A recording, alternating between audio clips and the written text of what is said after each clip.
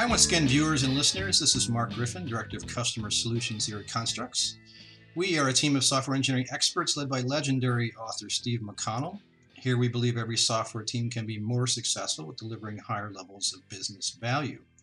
In a normal episode, we'd be talking to one of our consultants, exploring one of our different types of engagements.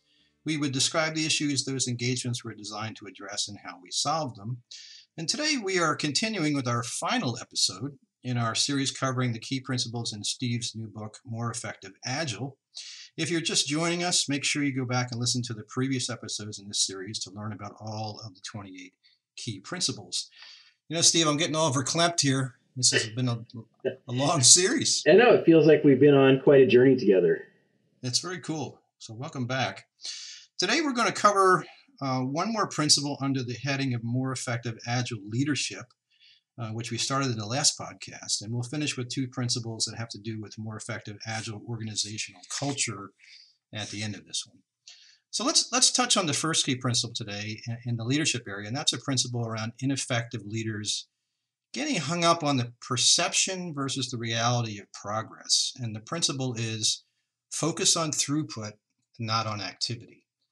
And so I have a personal anecdotal story to frame this one. I've spent the last month replacing about 170 linear feet of fence in my yard with my son because, you know, it's COVID and we can't go anywhere, so you might as well build a fence, right? So this particular principle, the focus on throughput, not activity, actually hits home when I look at my work and say, hey, we're working like dogs, right? I mean, I have every tool in my shed, and you know, we've talked about home projects where you got custom stuff, you're pulling tools out, everything's all over the place, it's a mess. You get everything out on the lawn somewhere, a lot of running around, must be getting a lot of this stuff done, right? That's the first thing that comes to my mind. And then I look at what's left and I go, wow, there's quite a bit left. I mean, like, for example, replacing fence posts, right? It's one custom job. Sometimes it's just one person in the hole clearing out rocks, the other person standing around looking like they're not doing anything. But we made a choice as a team, my son and I, that, hey, I'm going to do this, take a breather, take some slack time. But, you know, at the end of the day, the fence work is still getting done. So here's the segue, applying this to agile leadership and to the relationship to teams.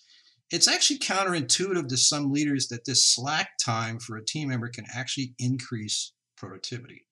The focus on throughput rather than having everybody running around looking busy, does that analogy at all illustrate this principle, or am I just babbling? No, I think there's actually a really good, interesting aspect of your analogy, which is when you and your son are working on your fence project together, you know, your son is younger than you are. And so when your son continues working, standing in the hole, and you're taking a break, you know, you might actually need that break to stay productive. Whereas your son, there's a dig. You're digging at me, aren't you? It's like you said, it's the last episode.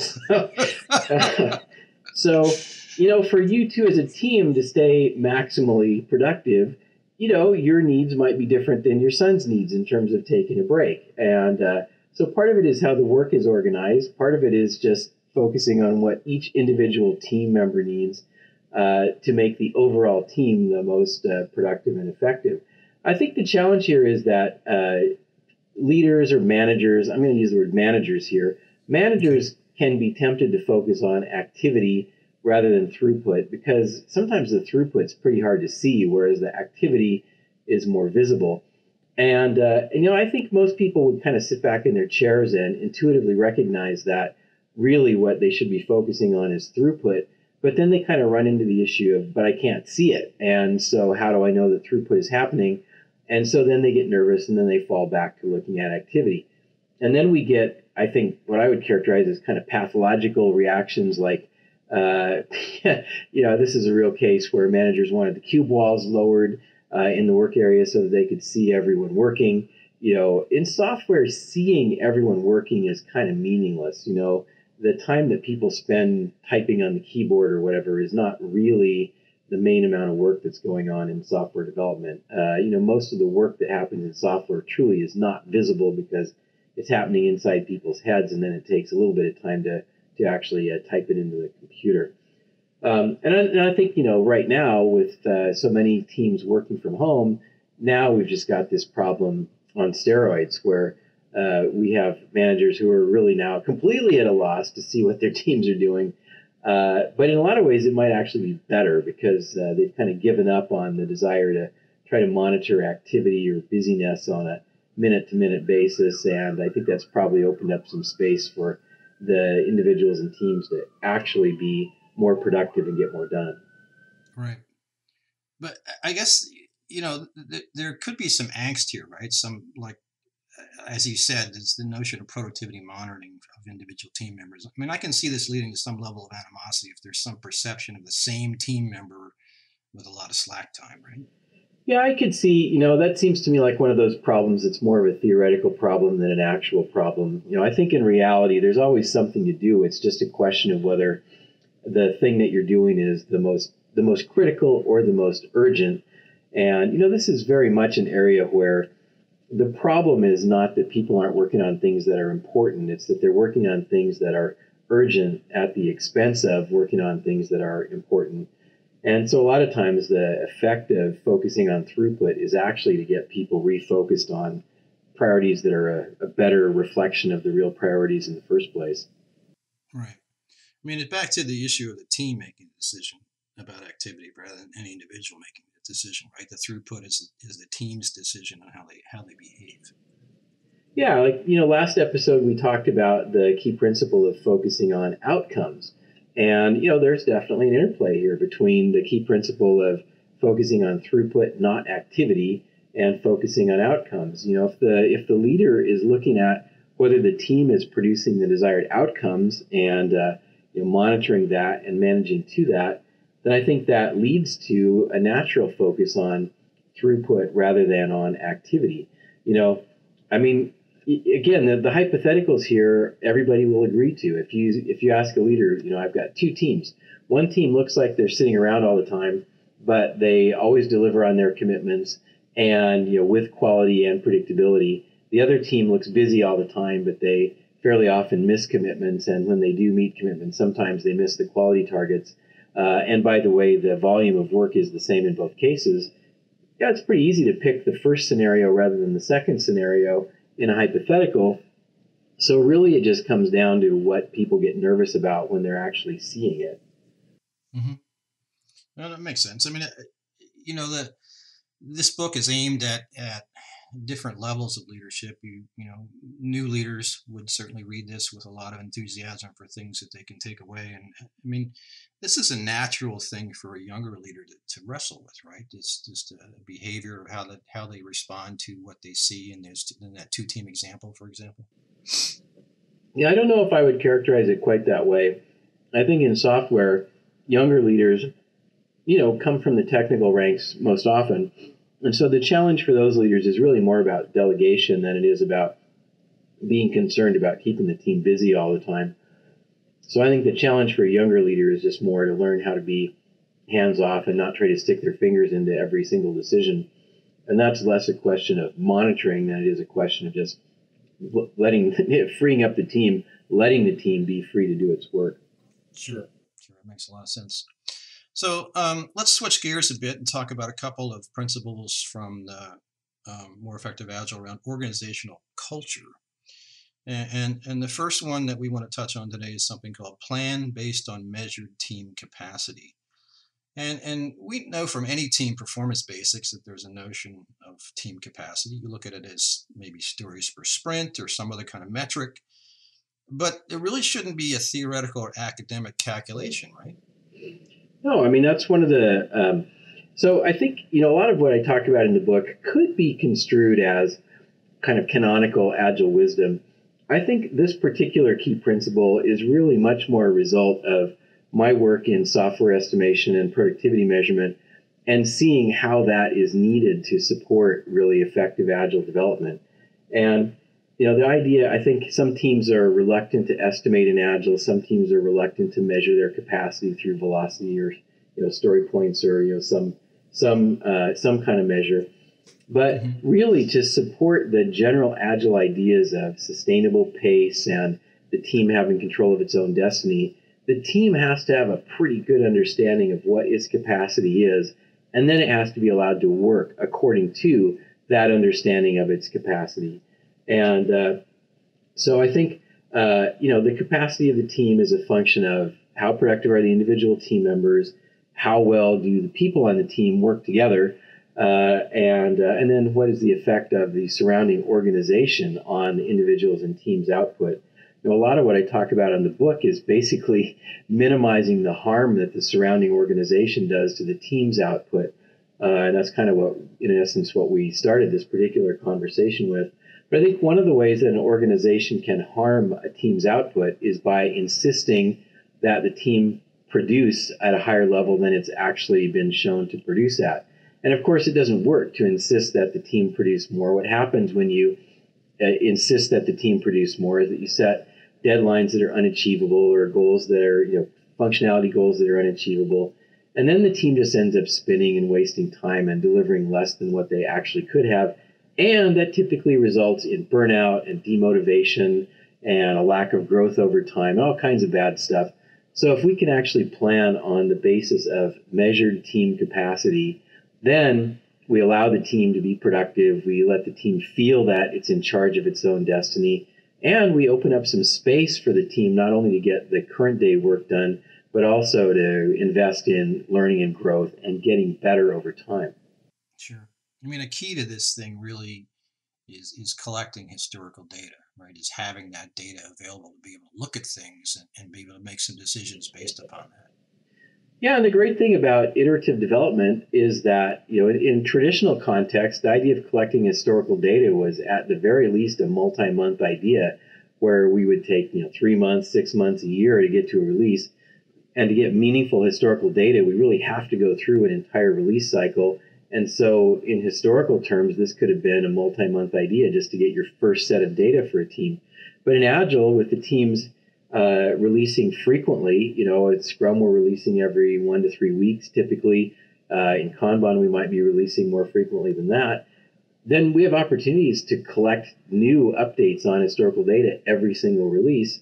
And so from an estimation guide point of view, or a productivity measurement guide point of view, this is kind of nirvana, because we just have an incredibly rich area to do data collection in, and it's getting updated all the time. So yeah, collecting historical data, not only is that a key idea, but it's also enabled by other aspects of Agile development. Well, and then it, it makes it harder to have the, I think you used the phrase in the book, Miracle-based planning, right? Where you talk about, you have the data in front of you, you're in planning sessions, and then somebody says, okay, the next set of sprints or the next PI we're going to do 20% more than we've done historically. Right. And it's just a mistake, right? I mean, to assume big increases in sprint to sprint velocity is just wrong. Yeah, and this has been a dynamic my entire software career, where people always, it's natural. I mean, it's very understandable from a human nature point of view. People, of course, want more than they can get. And I make this comment in my estimation book that people's eyes are always bigger than their stomach, so to speak. If you did one thing one time, you want to try to stretch and do 20% more the next time. But you can have historical data on that too. What is your rate of improvement? And there might be some time where you managed to have a 20% jump in productivity over a short period, but that wasn't sustainable. You didn't do that over every short period. You did it once, and it's not prudent to plan on that as an expectation. And I think, this idea of fighting wishful thinking, you have to validate the idea that the wishful thinking is fine. I mean, it's fine as far as it goes as wishful thinking is concerned. It's natural to want the team to be more productive. It's natural to want them to be more productive in a hurry. But you got to get past the wishful thinking stage to the point where you're saying, okay, yeah, that's what we all want. We wish that was the way it was. But if we actually follow through on that with action and policy, that's just going to undermine the team. And so getting past the wishful thinking stage into the realistic stage, is a big part of what I've been working on my whole career. That's part of motivation for my software estimation book. Long time ago, it was part of the motivation for my rapid development book, is like, if you want to go fast, then you first need to get realistic about how fast you actually are going and not pretend that you're going faster than you are. And you could think of it as like the gears engaging in a transmission. If if you're trying to go faster than you're able to go, the gears aren't going to mesh and you're actually not going to go anywhere. You got to get the gears meshed and synchronized, and then you can start to accelerate. But that's not going to happen until everything's in sync in the first place. Right. So, I think this miracle-based planning, I think a lot of our listeners probably can resonate with that. From time to time, as you say, you have these peak things where you push a team, but it really isn't sustainable. So what could happen if this becomes more of a norm, where leadership pushes that capacity over time that's not really demonstrated by data? What sort of things manifest themselves organizationally because of that? Well, I think the list is clear and predictable. The teams start to miss their commitments, and meaning they don't deliver everything during the sprints that they were supposed to deliver. Because they don't meet their commitments, they start to feel a loss of mastery because they really aren't in control of their own destiny, and then their motivation suffers. The relationship between the team and the other organizational stakeholders starts to suffer as well, because the team starts to be viewed as unreliable. And from the team's point of view, they feel like it's not their fault that they're unreliable because someone else is forcing them to sign up for things that they don't believe in. But from the other stakeholders' point of view, they're not, from their point of view, they just say, well, the team did sign up for it and they're not delivering, and so they're unreliable. And then we get into this urgency addiction where the team is focused just on getting the next thing out, and they just don't have the mental bandwidth to focus on getting better, the cycle of improvement, what I call the growth mindset in the book. Right. And, so this is basically just a vicious circle. And it's a vicious circle in traditional development where people get into sort of a siege mentality where they just kind of hunker down and everybody gets responsible for their own stuff, but they stop supporting other people on the team, and that means productivity overall declines. And I think it actually can be a little bit worse with the rapid iterations in Agile, just because you're constantly like almost done with something and then you're done, but then you're instantly on to the next thing. And that's when we get into that Scrum hamster wheel or the sprint fatigue that I talk about elsewhere in the book. Right, exactly. Yeah, I mean, it's a morale issue, the motivation suffering. Most organizations, most individuals in software organizations are familiar with the sort of death marches to releases and things. Yep. Maybe not as much as they used to be, but they still exist periodically. Yeah, absolutely. For certain urgent kind of things. Right? Oh yeah, I think they're still very common. Yeah. But is this a fair thing to say? Is it's normal for leaders to assert some measure of pressure? But it's, what are the results of doing that? I mean, they've kind of been demonstrated. It's not necessarily working, right? Yeah, it's an interesting topic. I think that I had a really interesting conversation a few years ago with in a leadership discussion group where we were talking about status reporting.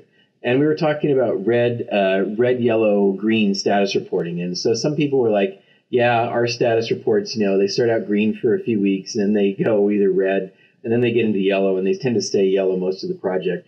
And everybody around the table was like, yeah, most of our status reports are in yellow most of the time.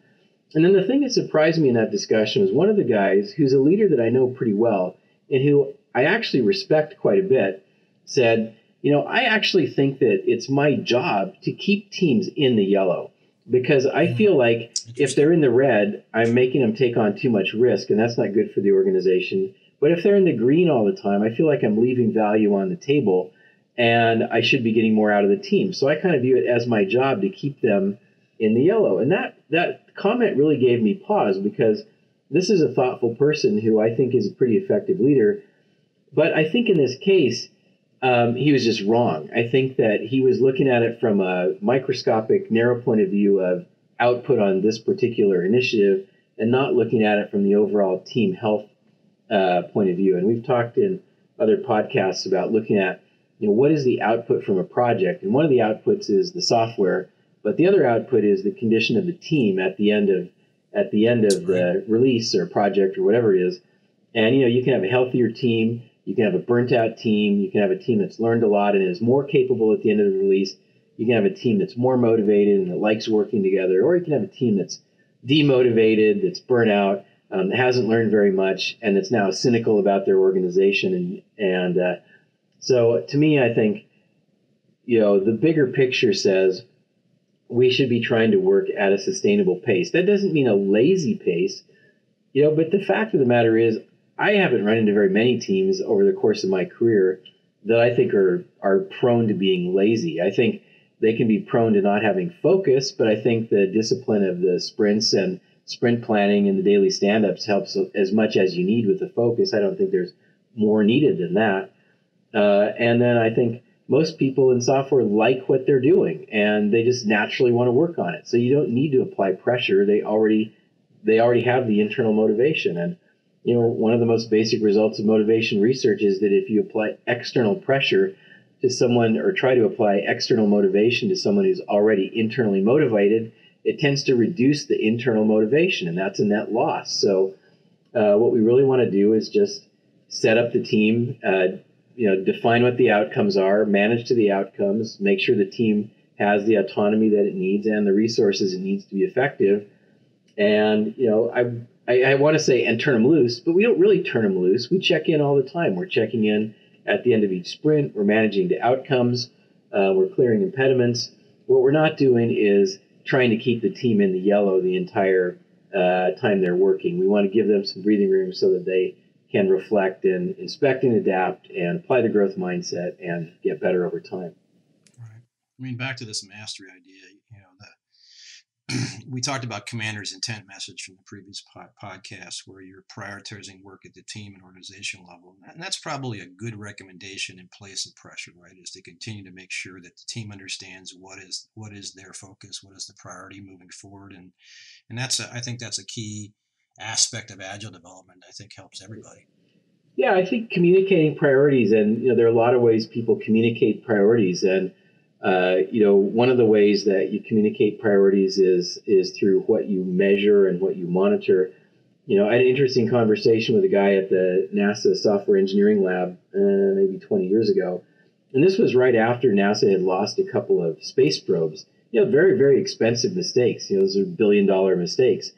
And what this person said to me is, well, when you say you want it better, faster, cheaper, and you measure faster and you measure cheaper, but you don't measure better, you get 2 out of the 3, and then you have these billion-dollar mistakes. And so I think that's, comes into play here too, which is you communicate priorities, but there are a lot of ways that you communicate priorities. It's not just verbally where you say, okay, here's your list of priorities.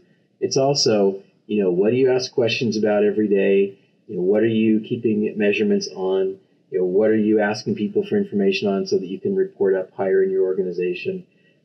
As you communicate priorities, you got to realize you're communicating those both verbally and non-verbally, and explicitly and implicitly, and be aware of the full range of ways that you're communicating priorities. Right, your language for sure. Well, that's good. I think that brings us to the final key principle, and I kind of half laugh saying this is one every parent learns at some point in their parenting voyage, and that is to decriminalize mistakes. We touched on this in a previous podcast a little bit, but we're talking here more about calculated mistakes, right? That fall out of some kind of inspect and adapt cycles. Let's define the term here. I love the fact that we're ending this podcast series on this key principle, because I think this is a key principle that applies whether you're doing agile development or any other kind of development, or really just trying to be an effective manager.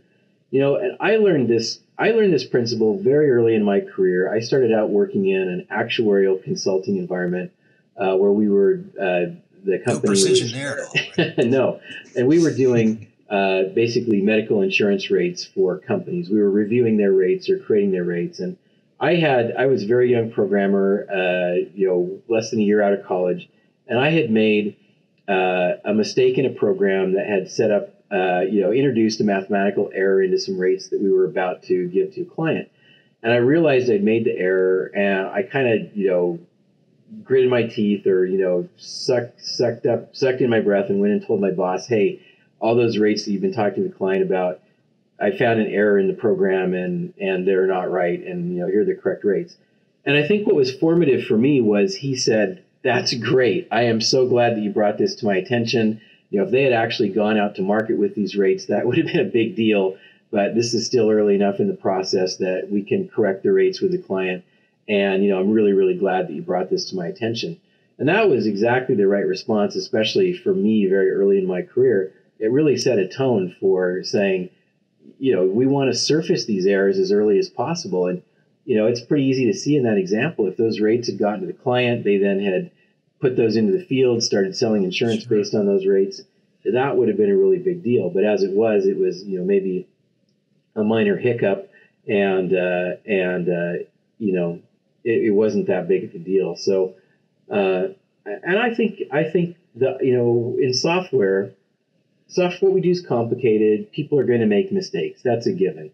The idea that we're going to somehow grimace at people and have that prevent them from making mistakes, that's just not going to happen in software. They're still going to make a lot of mistakes.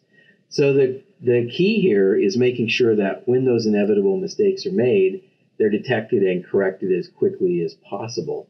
So, that's really the imperative here, I think, is make mistakes quickly, learn from them, and then, move on. And hopefully you don't make the same mistakes over and over.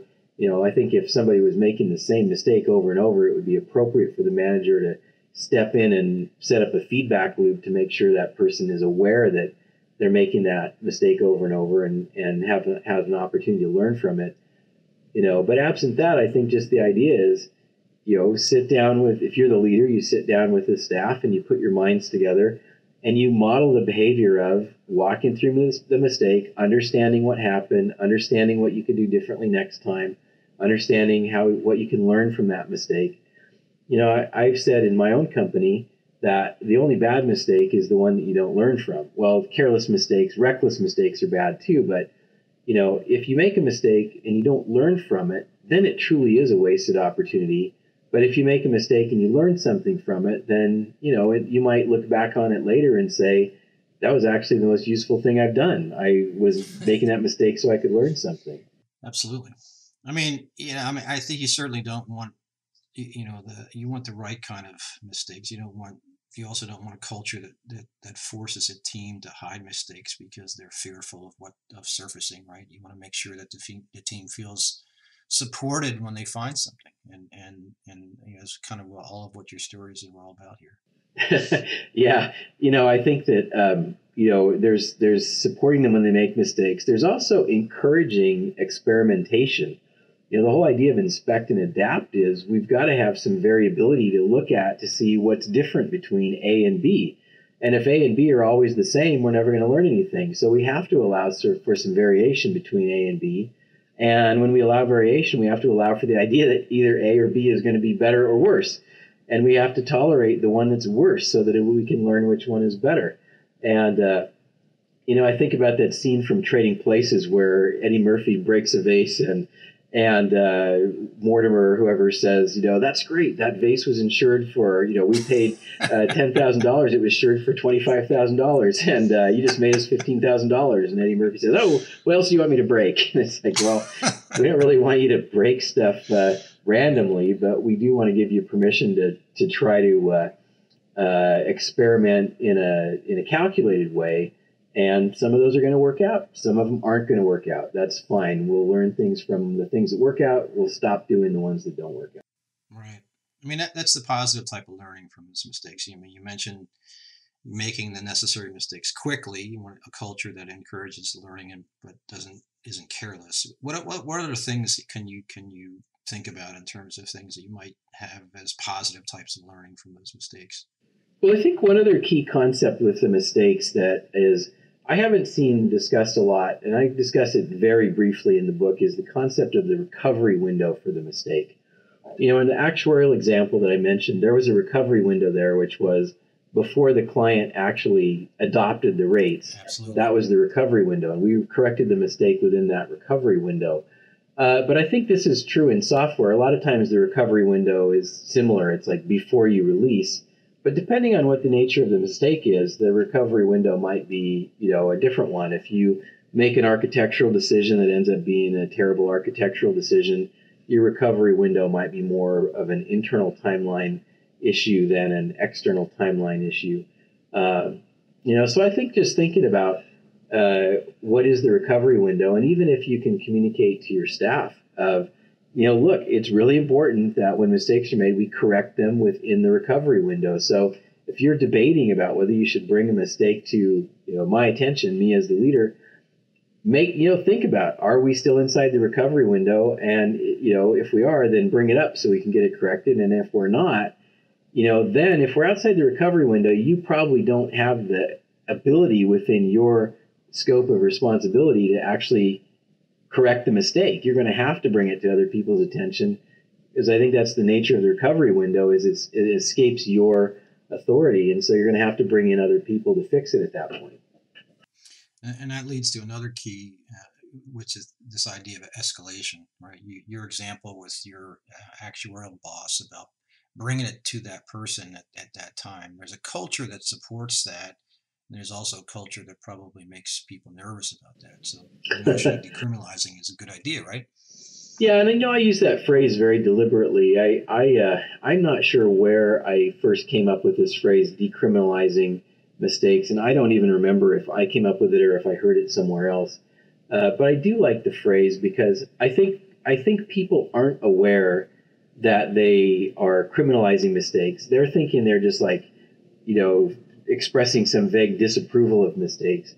But when you use the phrasing decriminalize mistakes, I think it calls attention to the behavior around how you interact with mistakes. And if the alternative to decriminalizing mistakes is to criminalize them, then people have to put themselves in one category or the other. And if they realize, I think I am actually criminalizing mistakes, never thought of it that way, then I think it's very natural for them at that point to realize they should be doing the opposite. So in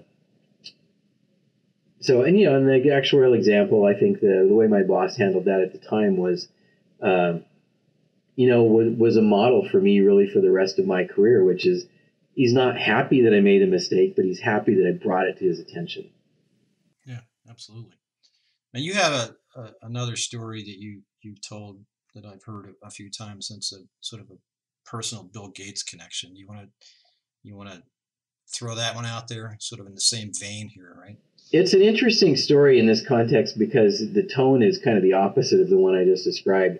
But yeah, when I was at Microsoft in the 90s, my boss came into my office one afternoon and sat down in a chair and kind of breathed this big sigh and said, I just need to vent. I was just in a Bill G meeting and got my ass chewed, and I feel really bad because I deserved it. And I said, well, what's going on? And he said, well, I've been sitting on this issue for a couple of weeks, and I brought up the issue to Bill, and Bill said, why didn't you bring this up 2 weeks ago? I could solve this with a 5-minute phone call, and instead you've been sitting on it for 2 weeks, and now the problem is dragged out 2 weeks longer than needed to.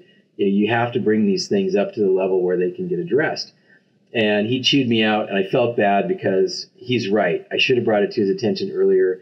I knew I should have brought it to his attention earlier. I knew he would want me to bring it to his attention earlier, and I didn't do it. So I think the story there is interesting because there's an attempt there to decriminalize mistakes, but the personality aspect is pretty different. And, I think Bill Gates inside Microsoft was pretty legendary for yelling at people and shouting. And I don't know if that's young Bill Gates or older Bill Gates, but, when I was at Microsoft, those interactions were pretty well circulated inside the company. But, I think that the notion there of the core notion, setting aside the personality, is still the decriminalizing mistakes, escalate the mistake to the level that it needs to be escalated to be addressed effectively. And, there's also, this does go back to the recovery window idea. It's like maybe you're outside your recovery window as an individual, but your boss is still inside his or her recovery window for that same mistake. But, you got to think not just about your recovery window, but about their recovery window, and make sure that if something needs to be escalated, that it gets escalated. And I think the free flow of information about mistakes is part of it. You might not realize there's some secondary aspect that needs to be handled. You communicate the mistake to your boss, and your boss is like, oh, okay, you fix that at one level, but that means I need to go talk to so-and-so. So anyway, I think as a cultural issue, making sure that information about mistakes gets circulated with no friction, I think is a really important cultural goal to strive for. Absolutely. I mean, it has great ramifications. I mean, there certainly is like a relative pain of recovery, right? You have maybe at your level you think it's horrible, but your boss has contingencies already there in case of something that's happening, so you're not even aware of those kind of things. So it can really take some pressure out of the organization to know that there is a hierarchy that can handle that recovery. Right. Yeah. All right, Steve, excellent conversation today. Really appreciate solid advice once again, as we have always appreciated you taking the time and talking through these principles, and for really, in the body of work here, for committing to these 9 episodes that we did over time. That's a great collection of things for listeners to comb through, and I really appreciate you spending energy with me. Yeah, it's been fun, and to me, it almost feels like writing another book. It's been a bit of a journey together, and it's nice to, I think I always learn something from recovering the same topic in a different mode, whether it's taking book content and rewriting some of it as magazine articles, or restructuring it and teaching a class, or putting it into a podcast. I think there's a lot of value in covering the same territory, but in a completely different mode. So I appreciate the opportunity to do that with this material. Excellent. Well, I'll chase you for the next book. All right. Be sure to tune in again for another episode of Inspect and Adapt, the Construx podcast. Until then, this has been Mark Griffin as your host. Liz Ostaszewski has been our audio engineer, and Devin Musgrave is our producer. If you enjoyed this episode, feel free to give us a positive rating on Apple Podcasts, Spotify, Stitcher, Google Podcasts, even Tidal, or wherever you normally find us. If you have comments, or you'd like to talk to one of our practitioners, or if you have ideas for a future podcast, reach out via email using comments@construx.com. Again, that's comments@construx.com, and we'd love to hear from you. Keep staying safe, everybody out there, and have a great next sprint.